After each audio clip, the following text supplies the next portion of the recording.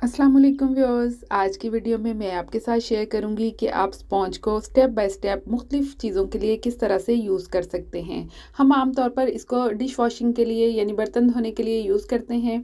तो बर्तन धोने के अलावा भी मैं इसके मुख्तलिफ़ यूज़ेस करती हूँ। एक ही स्पॉन्ज को मैं मुख्तलिफ़ तरीक़ों से किस तरह से यूज़ करती हूँ, चलिए आपके साथ शेयर करते हैं।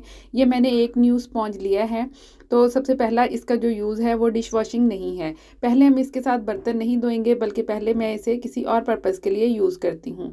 सबसे पहले इसके अंदर इस तरह से मैं कट लगा रही हूँ।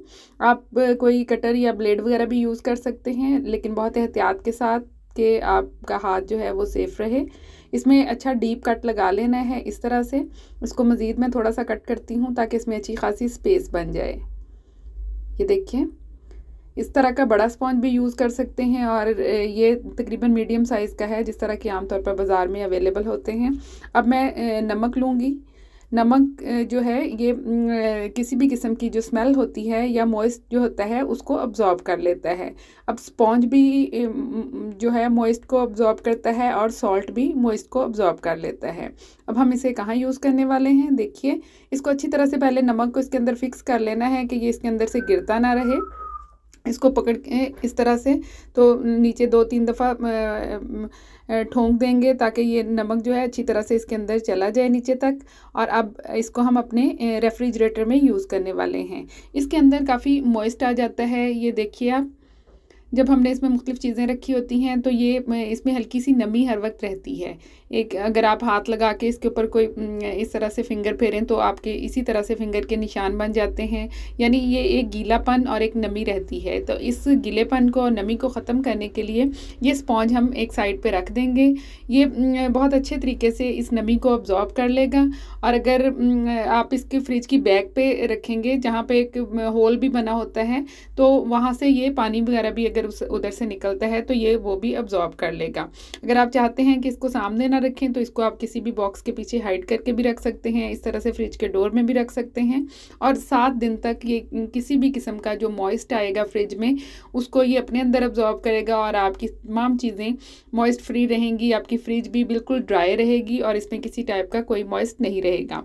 अब 7 दिन के बाद इसका नेक्स्ट यूज़ क्या होगा, ये देखिए। अब हम इसको डिश वॉशिंग के लिए यूज़ करने वाले हैं, लेकिन हमने इसके अंदर कट लगाया हुआ है तो उसका भी हम बेनिफिट लेंगे। इसको मैंने वॉश कर लिया है, नमक भी इसमें से निकल चुका है। अब जो भी आप डिश वॉश लिक्विड यूज़ करते हैं इस कट के अंदर डाल लीजिए। तो अगर इस तरह से हम बर्तन धोते हैं तो पानी इसके ऊपर गिरता है तो फ़ौरन से ही जो जेल हम लगाते हैं या लिक्विड लगाते हैं वो फ़ौरन से बह जाता है, निकल जाता है।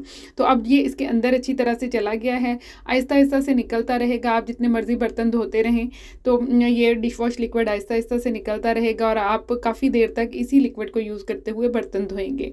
अब 10 दिन तक बर्तन धोने के बाद इसकी कंडीशन कुछ इस तरह की हो जाती है। ये मैंने एक चेंज लिया है क्योंकि मैं एक ही टाइम में भी वीडियो बना रही हूँ। तो इसमें इस तरह से अब कट लगा लेने हैं। इस स्पॉन्ज से 10 दिन से मैं बर्तन वॉश कर रही हूँ, यानी अब ये इसका 3rd यूज़ है। इसके बाद मैं इसमें इस तरह से कट लगा रही हूँ, ये देखिए। 10 दिन बर्तन धोने के बाद इसकी जो पीछे से शार्प वाली इस साइड होती है जो स्क्रब करती है वो बैठ चुकी है। अब ये हल्का सा स्पॉन्ज ही रह गया है और ये उतना फ्रेश और नया भी नहीं है, काफ़ी पुरानी सी इसकी कंडीशन हो चुकी है। तो अब मैं इसको अपने ब्लाइंड साफ़ करने के लिए यूज़ करूँगी। ब्लाइंड के ऊपर कोई सा भी स्प्रे कर लें, जो भी आप आमतौर पर इसको साफ़ करने के लिए, क्लीन करने के लिए यूज़ करते हैं। और फिर इस तरह से इसके अंदर जो 3 कट लगाए हैं ये आप दूसरी डायरेक्शन में भी लगा सकते हैं और इस तरह से भी उसके साथ पकड़ पकड़ के अपने ब्लाइंड्स को आप इस तरह से साफ़ कर सकते हैं। आप चिमटा भी यूज़ कर सकते हैं, उसकी दोनों साइडों पे इस तरह से ये स्पॉन्ज फिक्स कर लें रबड़ बैंड के साथ, तो उसके साथ भी साफ़ कर सकते हैं। और सिंपली अगर आप हाथों से करना चाहें तो हाथों से भी इसको कर सकते हैं। ये अच्छे तरीके से साफ़ हो जाता है। अब लास्ट में ये काफ़ी मैला और गंदा हो चुका है, इस पर डस्ट भी लग चुकी है। तो अब हमने इसको डस्टबिन में थ्रो नहीं करना है, इसको हम और यूज़ भी करेंगे।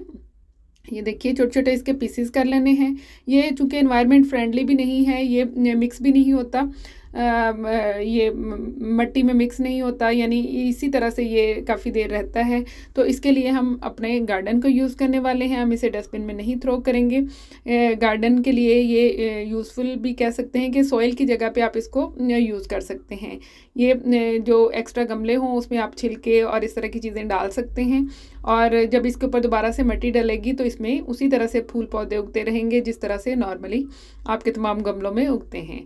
तो उम्मीद है ये तमाम यूजेस आपको पसंद आए होंगे। स्टेप बाय स्टेप वीडियो पसंद आए तो लाइक करें। अल्लाह